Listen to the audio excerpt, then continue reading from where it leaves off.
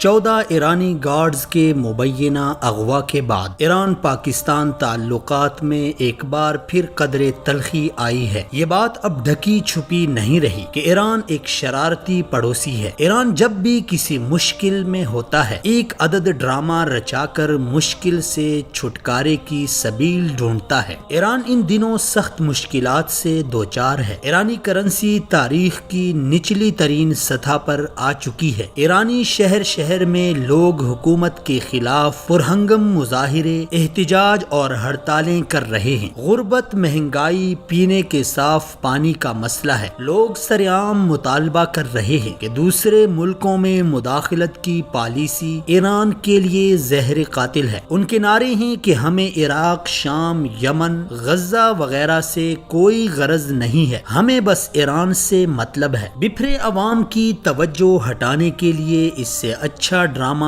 کیا ہو سکتا ہے کہ اپنے مغوی 14 گارڈز کا الزام پاکستان پر لگا کر اپنی عوام کو یہ پیغام دیں کہ ہم اس وجہ سے دوسرے ملکوں میں مداخلت کرتے ہیں۔ ایران نے مغوی اہلکاروں کا الزام پاکستان کو دے کر جہاں اپنے داخلی معاملات سے توجہ ہٹانے کی کوشش کی ہے، وہیں اس الزام کی آڑ میں پاکستان کی زمین پر اپنی دہشت گردانہ کارروائیوں اور شرارتوں پر پردہ ڈالنے کی بھی کوشش کی ہے۔ مستزاد یہ کہ 14 مغوی اہلکاروں کے اغوا کا الزام جیش العدل نامی تنظیم پر ڈال دیا کہ جیش العدل نے مغوی اہلکاروں کو بلوچستان کے اندر لے کر گئی ہے۔ ایران جیش العدل کا لنک سعودی عرب سے ملائے گا اور گوادر میں سرمایہ کاری کے لیے موجود سعودی عرب کے وجود کو چیلنج کرے گا۔ یوں اس طرح پاکستان کو معاشی نقصان دے گا۔ پاکستان سے ملحق ایرانی بارڈر پر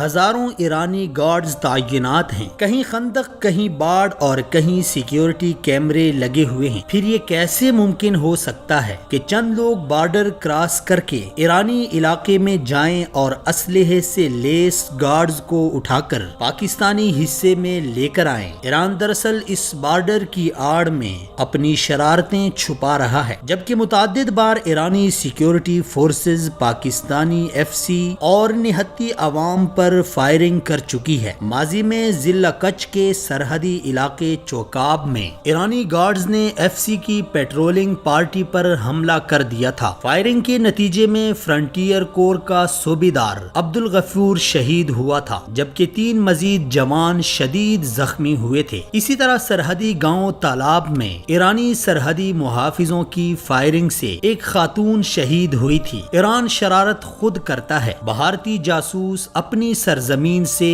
دہشت گردی کرنے بھیجتا ہے، ان کو اپنا پاسپورٹ بھی فراہم کرتا ہے، مگر الزام اور دھمکیاں پاکستان کو دینا اس کا وتیرہ بن چکا ہے۔ ایرانی میجر جنرل محمد باقری کا پاکستان میں گھس کر کارروائی کرنے کا بیان ہو، یا پھر ایرانی وزیر داخلہ رضا فضلی کی پاکستان کو دھمکی، ایران اپنی عداوت کا کھل کر اظہار کر چکا ہے۔ ایران کو سخت لہجے میں سمجھانے کی ضرورت ہے۔ اگر ایران اپنی شرارتوں سے باز نہ آیا تو حکومت کو دوسرے آپشن پر بھی غور کرنا چاہیے۔ ایران کے اندر شہر میں اس وقت بغاوت کھڑی ہے، باغی دوسرے ملکوں کی طرف دیکھ رہے ہیں۔ ایران میں آباد اقلیتیں اور مختلف قومیتیں بھی ایران کے ظلم و جور سے تنگ ہیں اور وہ بیرونی کسی مسیحا کے منتظر ہیں۔ پورا صوبہ بلوچستان و سیستان سلگ رہا ہے۔ ایران شیشہ گھر میں رہ کر کب تک دوسرے کے گھر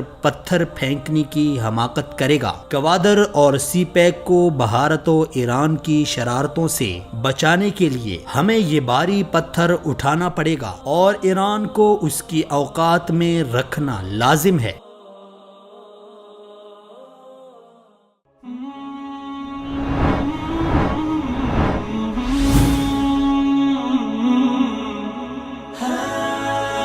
دنیائے اردو کا درخشاں ستارہ وصال اردو۔